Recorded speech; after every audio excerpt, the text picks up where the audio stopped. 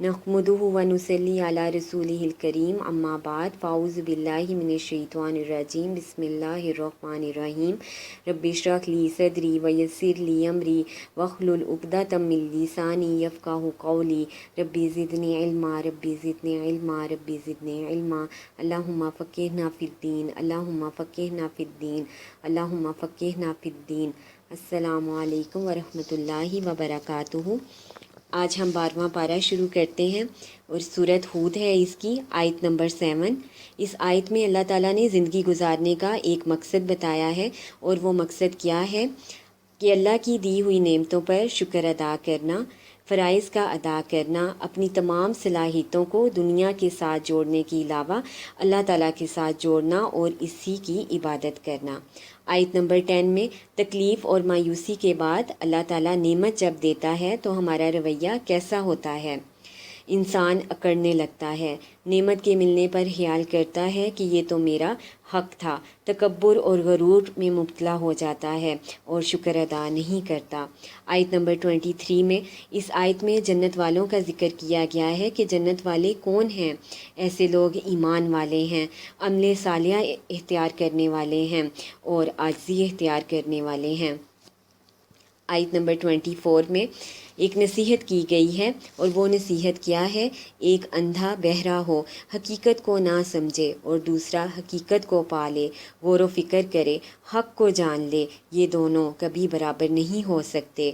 आयत नंबर 42 में पैगंबर के बेटे के डूबने की वजह बताई जा रही है कि वो काफिरों के साथ था। सोहबत के असर से दूसरों की बातें असर कर गईं, वालिद की नसीहत को छोड़ दिया, बुरी सोहबत ने इसे बुरा बना दिया। इससे हमें मालूम होता है कि बुरी सोहबत का बुरा असर और अच्छी सोहबत का अच्छा असर होता है।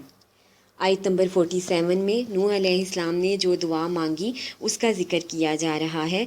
ए मेरे रब, बेशक मैं तेरी पनाह चाहता हूँ कि मैं सवाल करूँ तुझसे जिसका मेरे पास कोई इल्म नहीं।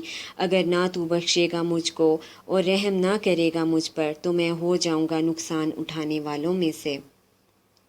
आयत नंबर 75 में इब्राहीम अलैहिस्सलाम की खूबियाँ बयान की जा रही हैं कि वो बुर्दबार थे, बहुत नर्म दिल रखते थे और आजिज़ी इख्तियार करने वाले थे, हर हाल में अल्लाह को याद करने वाले थे। आयत नंबर 114 में बुराइयों को नेकियों में किस तरह बदला जा सकता है। कोई ज़्यादती करे तो इससे अच्छा सलूक करो, लोगों की बुराइयों को माफ़ कर दो, आला सलूक करो तो अल्लाह ताला बुराइयों को नेकियों में बदल देगा।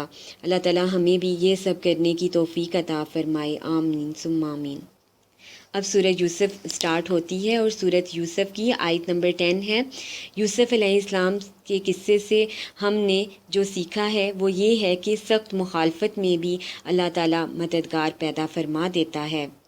इसलिए जितने भी मुश्किल हालात आएँ, जितनी भी परेशानियाँ आएँ, उन सब में अल्लाह ताला ही को पुकारा जाए और उसी से मदद हासिल की जाए।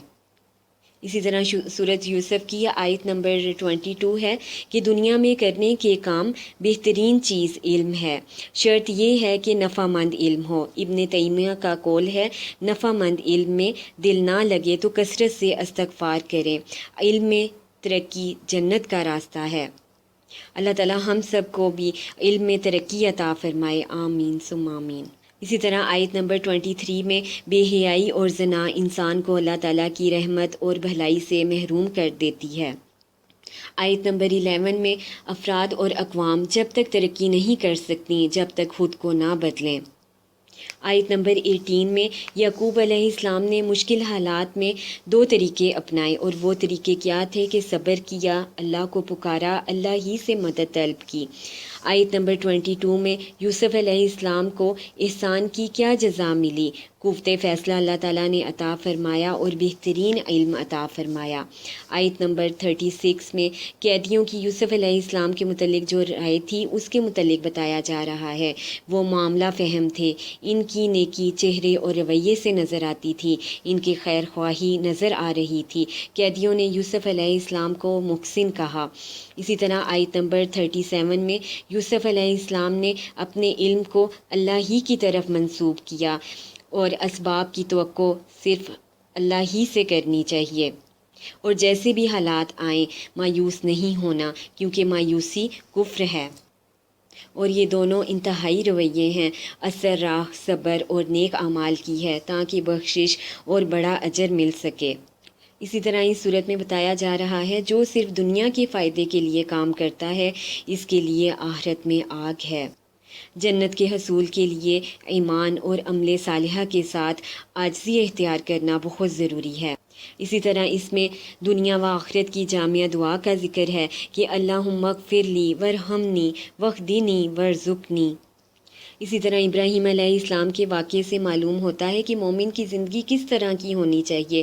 ابراہیم علیہ السلام کو بیٹے کی خوشخبری جب دی گئی تو خوش ہوئے، پر قوم لوط کی فکر لگ گئی کیونکہ وہ بہت درد مند دل رکھتے تھے۔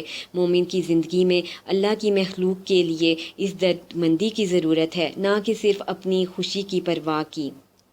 عمل قوم لوط کے متعلق بتایا گیا کہ یہ کبیرہ گناہ ہے، حرام ہے۔ نبی کریم صلی اللہ علیہ وآلہ وسلم نے اپنی امت پر سب سے زیادہ اس عمل کے اندیشے کا ذکر کیا۔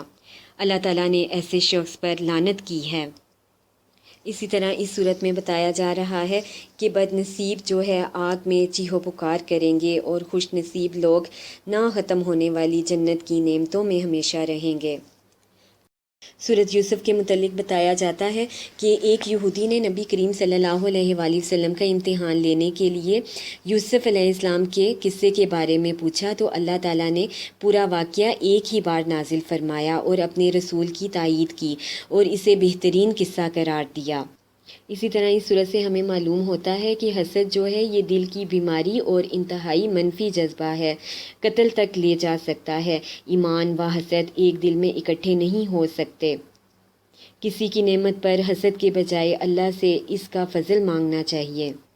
اب ہم نے اپنا جائزہ لینا ہے کہ کیا ہمارا سجدہ صرف جسمانی ہوتا ہے کہ شعور کے ساتھ اللہ تعالیٰ کی بات مانتے ہیں، اور اسی طرح ہم نے یہ دیکھنا ہے کیا ہم کلمہ طیبہ سے دین پر جمے رہنے والے ہیں، اور ہم نے اپنا جائزہ لینا ہے کہ دنیا میں مشکلات کے وقت لوگ کام آتے ہیں، اور کیا کبھی میں نے یہ سوچا ہے کہ قیامت والے دن کون میرے کام آئے گا۔ اب ہم نے اپنا یہ بھی جائزہ لینا ہے کہ کیا جب میں دوسروں کی مدد کرتی ہوں، دوسروں کو فائدہ پہنچاتی ہوں تو اس کے پیچھے میری خیر خواہی ہی شامل ہوتی ہے یا میں کسی لالچ کے تحت دوسروں کی مدد کرتی ہوں۔ اور اسی طرح ہم نے یہ کام کرنا ہے کہ نیکیوں کے انتظار میں نہیں بلکہ تلاش میں رہنا ہے، اور میں نے اس بات پر غور کرنا ہے کہ اگر ہم کسی کا حق نہیں دے رہے تو سزا دنیا میں ہی ملے گی، اور اگر ہم محسن بنیں گے تو حضرت یوسف علیہ السلام جیسے راستے کھلیں گے اور انعام پائیں گے۔ اسی طرح ہم نے اپنا جائزہ لینا ہے کہ گرجتے بادل بھی تسبیح کرتے ہیں اور فرشتے بھی، تو کیا ہم ہیں کرنے والے تسبیحات؟ اور اسی طرح ہم نے ہمیشہ شکر کا رویہ اختیار کرنا ہے کیونکہ شکر جو ہے وہ فائدہ مند ہے، یہ نعمتوں کو بڑھاتا ہے۔ اور اسی طرح ہم نے کوشش کرنی ہے کہ ہم نے کسی کو بھی ناراض نہیں کرنا، کیونکہ جب ہم کسی کو ناراض کرتے ہیں تو شیطان ہم سے خوش ہوتا ہے۔ اور یہ بات ذہن میں رکھنی چاہیے، جو اللہ کے لیے عاجزی اختیار کرتا ہے اللہ تعالیٰ اسے بلندی عطا کرتا ہے۔ اسی طرح کامیابی حاصل کرنے کے لیے، کامیاب انسان بننے کے لیے قرآن کا علم حاصل کرنا ضروری ہے، اور یہ بھی ہمیں یاد رکھنا چاہیے کہ گناہوں کے اثرات ہماری زندگی پر آتے ہیں، اور ہم نے اپنے لیے بہت زیادہ دعا کرنی ہے کہ اے اللہ مجھے میری غلطیاں دکھا کہ مجھے اصلاح کی توفیق ہو، کیونکہ جب ہم اپنی غلطیوں کو پہچانیں گے تبھی ہم اپنی بہتر طریقے سے اصلاح کر پائیں گے۔ اللہ تعالیٰ ہمیں کہنے سے زیادہ عمل کی توفیق عطا فرمائے، آمین ثم آمین۔ سبحانک اللہم و بحمدک، اشہد ان لا الہ الا انت، استغفرک و اتوب الیک۔ السلام علیکم ورحمۃ اللہ وبرکاتہ۔